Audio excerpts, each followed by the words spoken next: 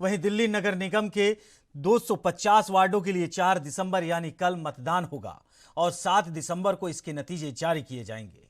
कल सुबह 8 बजे से लेकर शाम 5:30 बजे तक मतदान होगा। चुनाव में 1349 प्रत्याशी किस्मत आजमा रहे हैं। 5 साल पहले हुए तीनों निगमों के चुनावों की तुलना में इस बार करीब 47% कम उम्मीदवार हैं। 2017 में तीनों नगर निगम के चुनाव में 2537 उम्मीदवार मैदान में थे। बता दें कि इस बार एमसीडी में वार्डों की संख्या 272 से कम करके 250 कर दी गई है। इस तरह वार्डों की संख्या करीब 8% कम हुई, जबकि उम्मीदवार करीब 47% कम हो गए। एमसीडी के 250 वार्ड के लिए मतदाता तैयार किए गए हैं। वहीं केंद्रों की अगर हम बात करें तो दिल्ली के चुनाव आयुक्त विजय देव ने बताया कि दिल्ली राज्य चुनाव आयोग एक स्वतंत्र संस्थान और उसने एमसीडी चुनाव में निर्वाचन आयोग के नियम व शर्तों को अपनाने से निर्णय लिया है। इस तरह वह मतदान में ईवीएम का उपयोग करेंगे। उम्मीदवार के नाम के साथ उसकी फोटो भी लगाया जाएगा। इसमें मतदाताओं के उम्मीदवार पसंद न होने पर वोटों का बटन की सुविधा दी जाएगी। हर वार्ड में एक मॉडल मतदान केंद्र बनाया जाएगा। इसका संचालन महिला अधिकारी व कर्मचारी करेंगे। इस मतदान केंद्र में सभी नागरिक सुविधाएं उपलब्ध होंगी।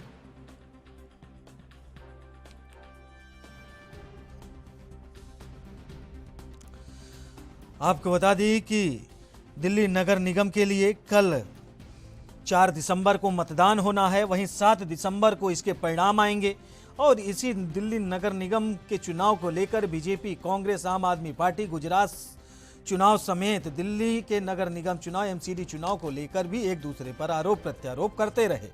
वहीं कल 4 दिसंबर यानी कल के डेट में मतदान होगा और ये मतदान सुबह 5:30 बजे से सुबह 8 बजे से शुरू होकर शाम 5:30 बजे तक ये मतदान चलेगा। आपको बता दें कि 5 साल पहले हुए तीनों निगमों के चुनावों की तुलना में इस बार करीब 47% कम उम्मीदवार हैं। 2017 में तीनों नगर निगम के चुनाव में 2537 उम्मीदवार चुनाव मैदान में थे।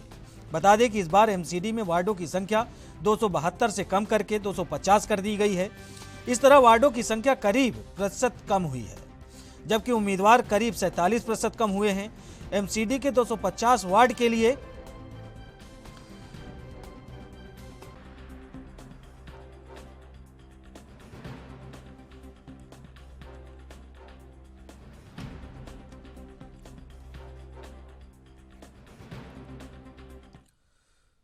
वहीं इस खबर पर अधिक जानकारी के लिए हमारे संवाददाता राजीव तिवारी दिल्ली से जुड़ गए हैं।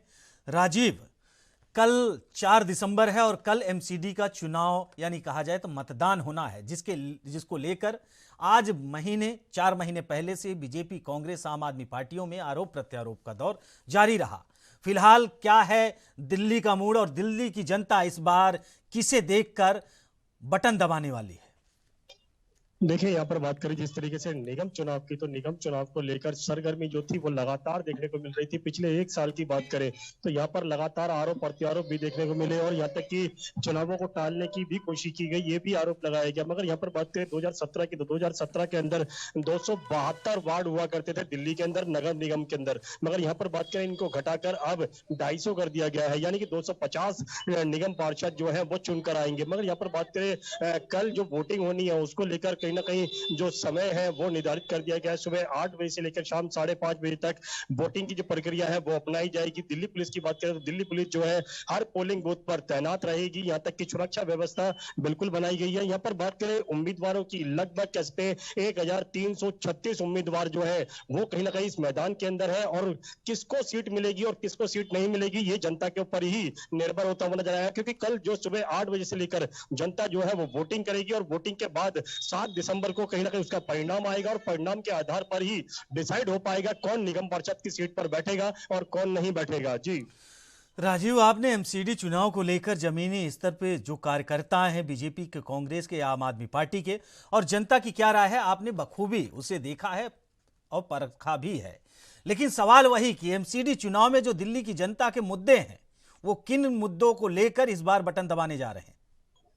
देखिए यहाँ पर बात करें लगातार मुद्दों की, तो मुद्दों को लेकर लगातार कहीं ना कहीं जनता के बीच में नेता जो है वो लगातार पहुंचते हुए नजर आए। अरविंद केजरीवाल की बात करें, जेपी नड्डा की बात करें, या फिर कहें कांग्रेस के नेताओं की बात करें, दिल्ली प्रदेश अध्यक्ष अनिल चौधरी की बात करें, लगातार कहीं ना कहीं जनता तक पहुंचने की कोशिश की गई। यहाँ तक कि ये भी कोशिश की गई कि जनता को जो लुभाने के लिए नए नए वादे करने पड़े, और यहाँ तक कि कहते हैं स्टार कार्ड्स को भी उतारना पड़ा। मगर यहाँ पर बात करें निगम चुनाव की, तो निगम चुनाव अब बिल्कुल अब कहते हैं प्रचार प्रसार जो है वो खत्म हो चुका है, और कल वोटिंग होगी, और वोटिंग के आधार पर ही जनता डिसाइड करेगी किसको बिठाना है, किसको नहीं बिठाना है। मगर यहाँ पर बात करें तीनों ही पार्टियों की, यानी कांग्रेस की बात करें, भाजपा की बात करें, या फिर आम आदमी पार्टी की बात करें, जमीनी हकीकत पर कहीं ना कहीं सिर्फ आरोप प्रत्यारोप ही देखने को मिले हैं, ना कि काम देखने को मिला। क्योंकि 15 साल तक निगम के अंदर भाजपा रही है, और भाजपा के द्वारा जो कूड़े के ढेर बनाए गए हैं, जिसको आम आदमी पार्टी जो है मुद्दा बनाकर जनता के बीच में पहुंच रही है कि कूड़े के पहाड़ बना दिए गए हैं, उनको खत्म करने के लिए दिल्ली सरकार अगर निगम के अंदर आती तो बड़ी कोशिशें होंगी,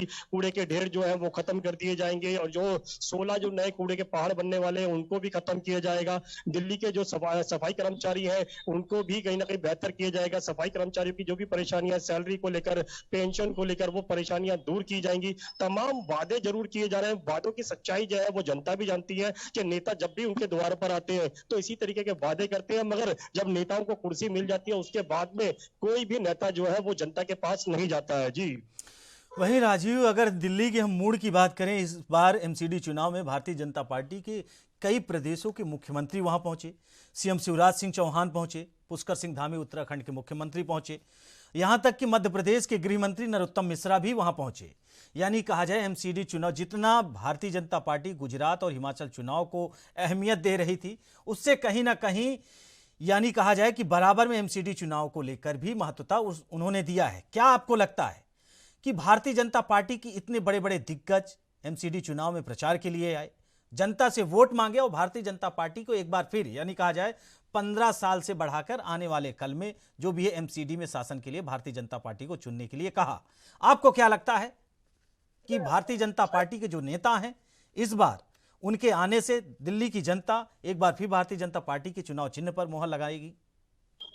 देखिए यहाँ पर बात करें जमीनी हकीकत पे, बेशक भाजपा के द्वारा कहीं ना कहीं 15 साल तक निगम के अंदर रही है, और उसके बाद में भी कहीं ना कहीं ये दावा किया जा रहा है आपकी चौथी बार भी निगम के अंदर भाजपा ही आएगी। और यहाँ तक कि बड़े बड़े स्टार कास्टों की बात करें, जेपी नड्डा की बात करें, तो जेपी नड्डा वैसे में ही एक ऐसे पार्टी के हिसाब से बहुत बड़े नेता माने जाते हैं, और वो भी जनता के बीच में पहुंचे थे। और यहाँ तक कि लगातार जनता से ये भी उम्मीद जताई गई और जनता से ये वादे भी किए गए कि दिल्ली के अंदर जो भी परेशानियां हैं निगम के अंदर वो दूर की जाएगी, कूड़े के जो ढेर है वो भी खत्म किए जाएंगे, नए जो कूड़े के पहाड़ है उनको भी खत्म किया जाएगा। इस तरीके के तमाम वादे जो है वो भाजपा की तरफ से भी किए गए हैं। मगर भाजपा की तरफ से एक और वादा किया गया है कि जहां पर झुग्गी वहीं पर मकान भी दिया जाएगा। इस तरीके के वादे जो है वो भाजपा की तरफ से भी किए गए हैं। मगर आम आदमी पार्टी की बात करें, बेशक वो 2017 के अंदर पहले भी एक बार चुनाव लड़ चुकी है, मगर कहीं ना कहीं हार का सामना भी करना पड़ा। मगर कुछ कैसे निगम पार्षद जो थे वो आम आदमी पार्टी के भी अभी तक निगम के अंदर है। मगर यहाँ पर बात करें आम आदमी पार्टी की, तो आम आदमी पार्टी जो है कूड़े के ढेर को लेकर राजनीति कर रही है, और लगातार कहीं ना कहीं आरोप प्रत्यारोप भी देखने को मिल रहे हैं। मगर जमीनी हकीकत पर जनता भी जानती है कि नेता कितना उनके लिए काम करते हैं और कितना उनके झूठे वादे होते हैं। मगर यहाँ पर बात करें जनता की, जनता कहीं ना कहीं अभी भी कहीं ना कहीं आम आदमी पार्टी की तरफ झुकाव देखने को मिल रहा है, क्योंकि उनके पास लगता है कि अगर आम आदमी पार्टी आती है अगर निगम के अंदर, तो जिस तरीके से दिल्ली के अंदर यानी कि बिजली फ्री, पानी फ्री और इस तरीके की बसों के अंदर जो किराया फ्री है, शायद इसी तरीके की जो सुविधाएं जो है वो निगम के अंदर भी मिलेगी। इसीलिए कहीं ना कहीं जनता का रुझान जो है अभी तक कहीं ना कहीं आम आदमी पार्टी की तरफ झुकता हुआ नजर आ रहा है। मगर भाजपा की बात करें तो भाजपा ने बिल्कुल कड़ी टक्कर रखी है, और कहीं ना कहीं आम आदमी पार्टी और भाजपा के बीच में कड़ी टक्कर निगम के अंदर देखने को मिल रही है, और यही चीज कल भी देखने को मिलेगी, क्योंकि जनता जब वोट करेगी तो कहीं ना कहीं दोनों का मुकाबला देखना होगा। मगर यहाँ पर बात करें कांग्रेस की, तो कांग्रेस भी कहीं ना कहीं जमीनी हकीकत पर कोशिश जरूर कर रही है। बेशक राहुल गांधी के द्वारा कहीं ना कहीं भारत जोड़ो अभियान चलाया गया, और कहीं ना कहीं ये भी कोशिश की गई कि जनता को जोड़ा जाए, मगर जनता कितनी कांग्रेस से जुड़ पाएगी ये तो वोटिंग के बाद ही पता लग पाएगा। जी वहीं राजीव, अगर सुरक्षा व्यवस्था की बात करें, कल सुबह 8 बजे से मतदान प्रक्रिया शुरू होगी, शाम 5:30 बजे तक चलेगा। इसके लिए क्या सुरक्षा के इंतजाम किए गए हैं?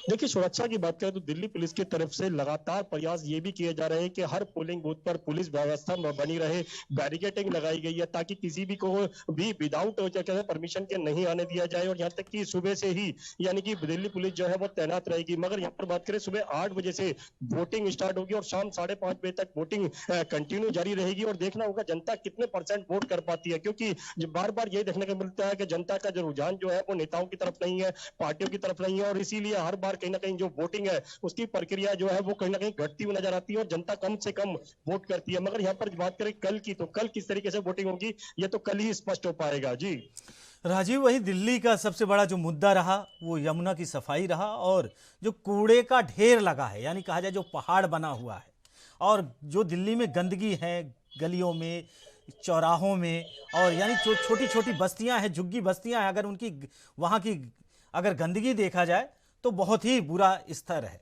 लेकिन वही क्या एक बार आम आदमी पार्टी, आपको लगता है, आपने एमसीडी चुनाव को बखूबी देखा है और जमीनी स्तर पर आपने टटोला भी है, आपको क्या लगता है कि आम आदमी पार्टी का जो दिल्ली की जनता के प्रति विश्वास है वो बढ़ेगा, या भारतीय जनता पार्टी एक बार फिर एमसीडी चुनाव में आगे बढ़ेगी?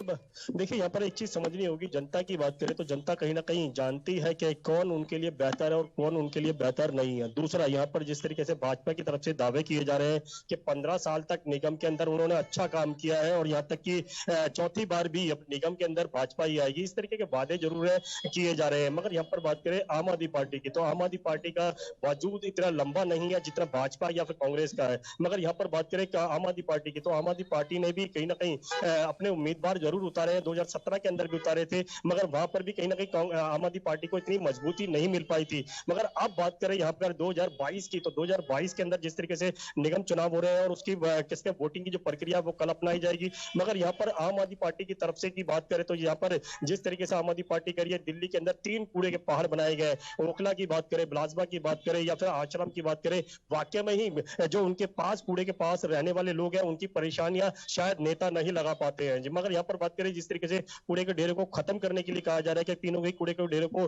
खत्म किया जाएगा, यही चीज भाजपा की तरफ से कही जा रही है और यही चीज आम आदमी पार्टी की तरफ से भी की जा रही है। मगर जनता भी जानती है कि शायद नेता आते हैं और कुर्सियों पर बैठने के बाद में शायद जनता की जो परेशानियां है वो शायद उनको नजर नहीं आती है। सफाई कर्मचारियों की बात करें, सफाई कर्मचारी बार बार उनको कहीं ना कहीं नेताओं से चक्कर लगाते हैं। लेकर सिविक सेंटर की बात करें तो वहां पर भी कहीं ना कहीं अपनी दरखास्त दी जाती है कि उनको पक्का किया जाए, उनके समय पर सैलरी मिले, समय पर पेंशन मिले, मगर कहीं ना कहीं कमियां जरूर देखने को मिलती है। मगर यहाँ पर बात करें अगर भाजपा दोबारा से आ जाती है तो कहीं ना कहीं ये देखा जाएगा कि जिस तरीके से वादे किए जा रहे हैं कि निगम के स्कूलों को बेहतर किया गया है, निगम के डिस्पेंसरियों को बेहतर किया गया है, मगर आज भी निगम की जितनी भी डिस्पेंसरी है उनके अंदर ना तो दवाइयां मिलती हैं, ना ही डॉक्टर जो है ढंग से तरीके से चेकअप कर पाते हैं। स्कूलों की बात करें तो स्कूलों के अंदर भी अभी इतनी बेहतर पढ़ाई नहीं हो पा रही है जितनी दावे किए जा रहे हैं। तो यानी कि सीधे सीधे कहें तो जमीनी हकीकत पर कहीं ना कहीं कुछ और नजर आता है और जो वादे किए जाते हैं वो कुछ और होते हैं। जी राजीव, आपका बहुत बहुत धन्यवाद, आप हमारे साथ जुड़े और अधिक जानकारी साझा किए।